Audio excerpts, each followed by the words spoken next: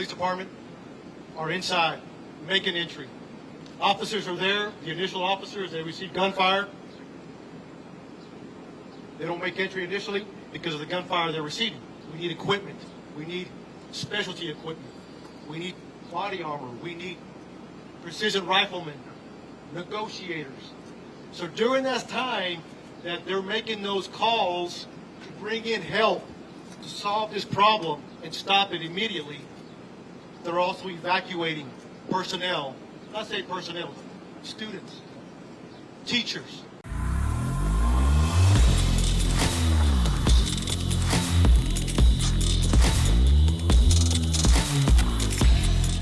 Ladies and gentlemen, you know, I always have to be the one that has a cool head that goes against the narrative. Every single person that came out and said, them officers are cowards, they didn't do nothing, they just let these kids die for 40 minutes, they just sat there. Use your common sense. And a lot of people who are not in law enforcement, they don't know what they're talking about. I told you, and I said it in a tweet, I was on a plane today and I just did my 3-hour radio show, so I couldn't make a video yet. But people, conservatives out here, quick to jump on the bandwagon, just like the left. You see a video out of context and you just jump on the police. It makes me sick to my stomach. People do not understand tactics. They don't understand tactics. When you see a video, because I was on a SWAT team and we trained with Bortak. So I was on the SWAT team. And when I see officers there with the parents, I understand, because I know policing, that these are officers that are on a perimeter. These are not officers that are actively engaged. Ladies and gentlemen, you can't be asking for SWAT, asking for Bortak, and you don't have an eye on the school. You don't have containment set up. You don't know where the shooter's at. You got to stop watching stuff. Of course, the parents are going to be upset. Even if the officers are doing what they're supposed to do, they're going to be upset. The children are in there. They're willing to get shot in the middle of the hallway to save their children. That makes sense to them. But ladies and gentlemen, the truth is out there. They had a press conference today. And the press conference was very clear. This kid shot his grandmother. He went to the school unobstructed.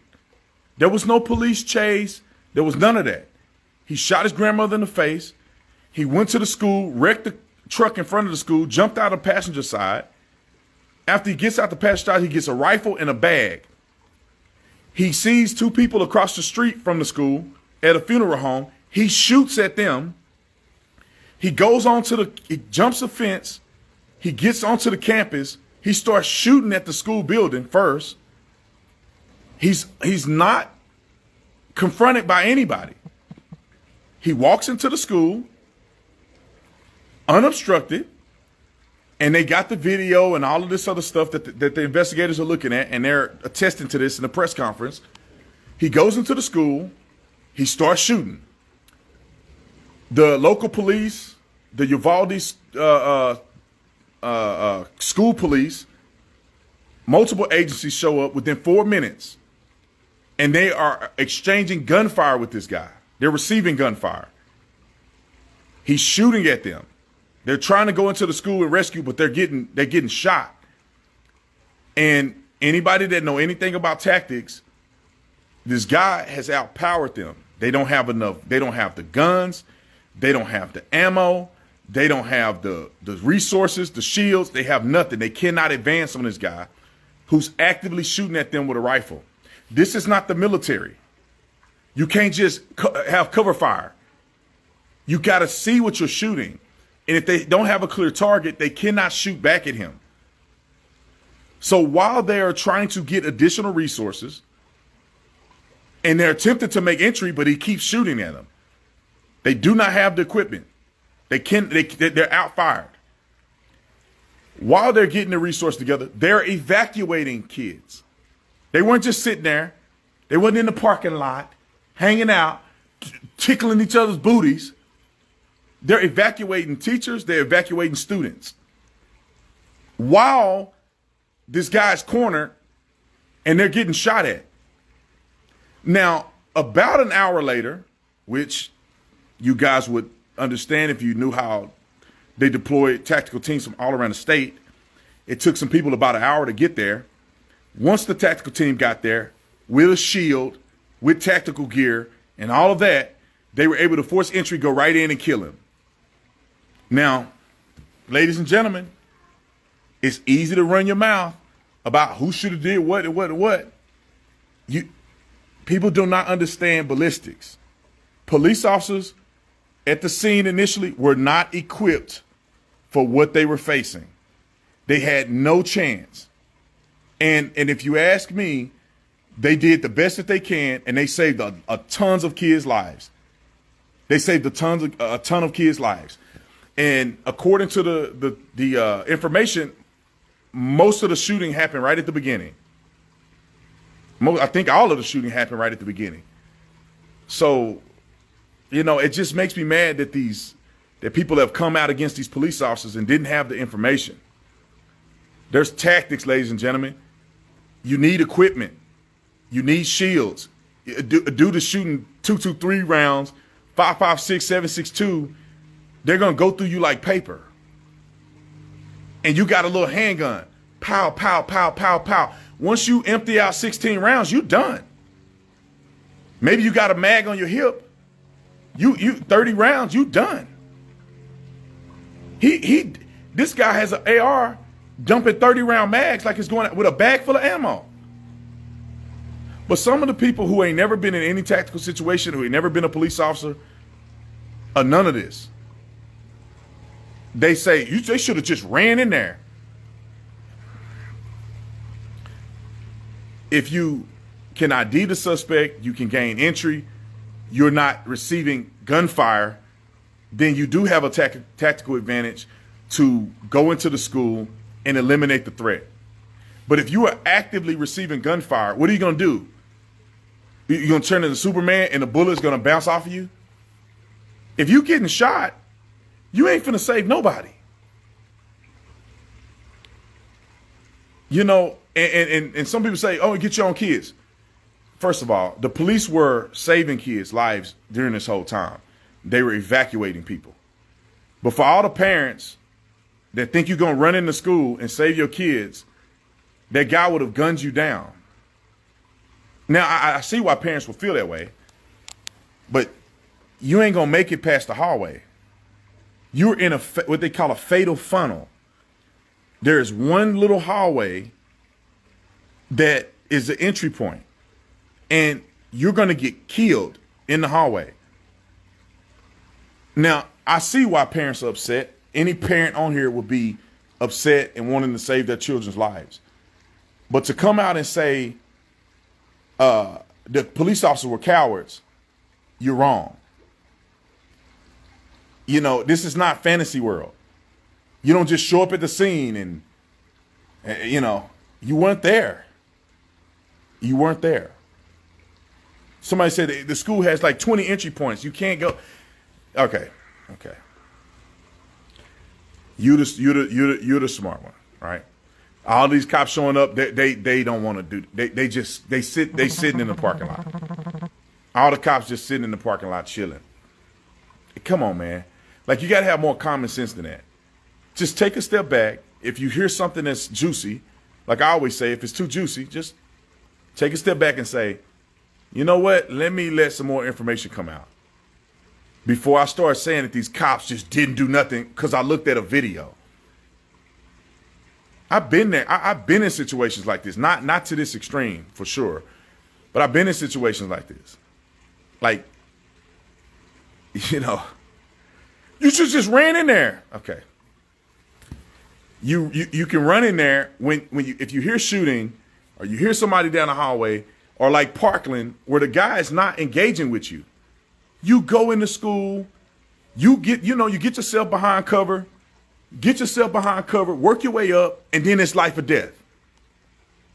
If you open the door and he's shooting at you, But you're not going to mysteriously be able to run into the school. You're taking rifle rounds. Some people have never shot a rifle before. They have no idea what I'm talking about. The kid had barricaded himself somewhere. They could not get to him. They did the best that they can. It appears that he was only able to get to one classroom. And a lot of other kids were evacuated. They saved lives. It's a difficult situation. You have multiple agencies coming together they probably don't even communicate with each other. Most of them probably don't even know what they're walking into. There's probably one dispatcher. I don't know if they have if they get on a regional channel, but some of these agencies cannot communicate with one another, which is a thing that we should be considering improving on potentially if that's the case. This happened in Uvalde. I've never heard of Uvalde. 16,000 people live in Uvalde. Like, this is a complicated situation, very difficult situation. And if the parents, listen, if somehow the officers had not responded and engaged, clearly they got there before the parents got there. If the parents were just on it, parents would have already been in the school. Police had responded immediately, and they were able to secure the parking lot and everything like that. Like, you're not looking at cops just sitting around with a kid in the school shooting. You're looking at a perimeter team. Let me explain that perimeter team real quick so people can not be confused. There's a such thing called, when you have an active situation, a shooter, hostage negotiation, any of those things, you have to set up a perimeter. You have to set up a green zone. What is a green zone, ladies and gentlemen? You got to set up a place, because if the kid just barricaded himself in the school without shooting anybody, and he was in the school, and he wanted to negotiate, meaning that he just wanted to kill himself, he didn't want to hurt anybody, you're going to have a place for a command post. You're going to have a green zone for other students that get rescued. They have to go somewhere safe. And you don't know if there's multiple assailants. You don't know if there's copycat shooters. You have to have a safe green zone for people. And that's got to be done by officers. And they're going to surround the perimeter. They're going to have people armed. They got to have a green zone. So when kids are rescued from the school, they can meet up with their parents. Parents are not understanding the totality of what's going on, they're going to become casualties. You can't just not have a perimeter. You cannot not have a containment team, because parents are running to school because they're hyped up on adrenaline, and they're going to take an L. Especially if they have any guns. And of course, any parent would be willing to die for their children, but they're not thinking, The police officers have it covered. They're going to do the best they can. If the police officers can't penetrate into the school and take this guy out, a parent with a Gucci purse is not going to have any chance whatsoever, especially with no tactical experience.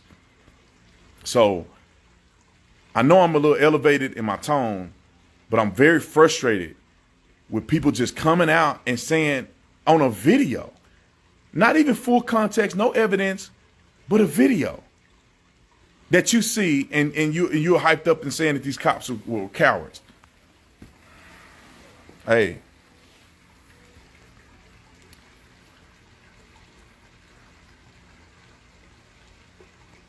let's see. But I know some people too, and you need to know the information before you put it out there. Let's see.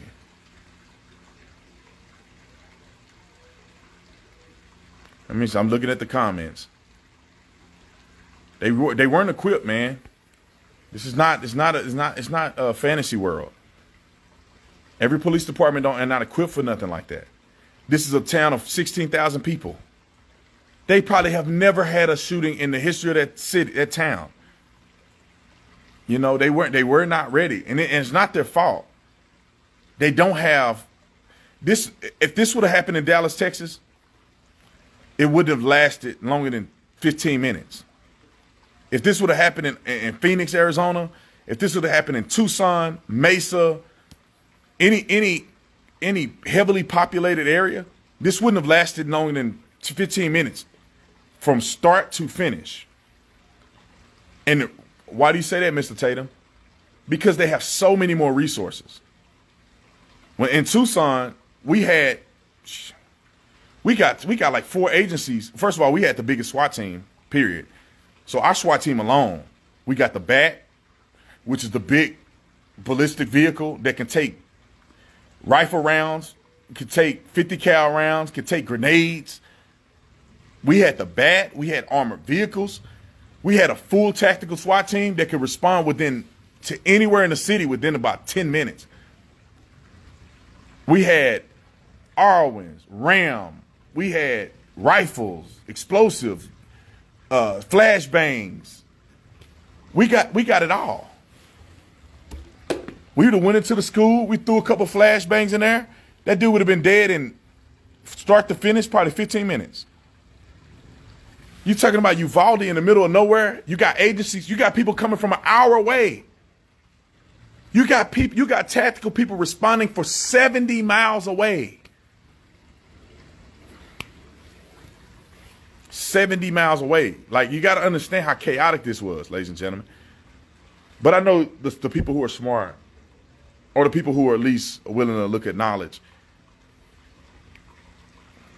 they'll get it. Let's see. Somebody said talk about the Border Patrol response. Like, you got to realize, like, even like people may not understand this. Like, there's Border Patrol agents that live in Uvalde.